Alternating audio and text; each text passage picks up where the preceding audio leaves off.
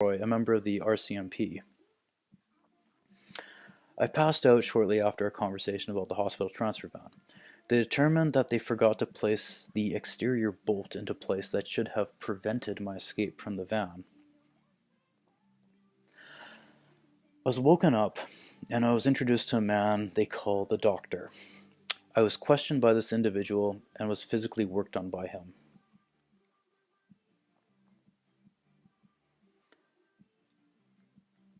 He said to me, name omitted, I am going to ask you a few questions, and once you've answered my questions, you're free to leave. I realized that I was completely naked and I was restrained while this man was speaking to me. So I said to him, what do you want to know, my banking information? They laughed at it, and I was told by the doctor that he would ask the questions. I was then raped by Susan Stapleton, as well as both male and females that are part of this organization. Susan indicated she was my first, an indication that she was listening in on my private conversations. I passed out as I was being raped due to blood loss and exhaustion. I became limp and this infuriated Susan. She began to beat me in my private area. This caused excruciating pain. Another woman intervened and stopped Susan from assaulting my private area. At this, Susan took up position over my head while the other woman began raping me after putting an elastic band on my penis. I had a difficult time breathing with Susan over my head, and I began slipping. They had a heart rate monitor attached to me, and the doctor told them to get off me. A woman said, "Who cares? Let him go."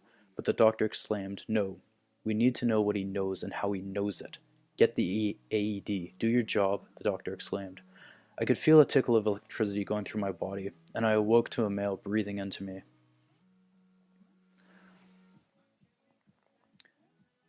Even though I was revived with the AED, the abuse continued. I was being raped by a woman, and I wasn't able to hold it in anymore, so I ended up defecating, and they helped the woman off of me.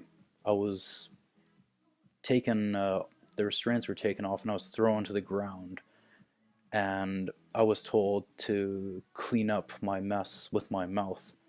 I began vomiting, and they told me to clean that up with my mouth as well.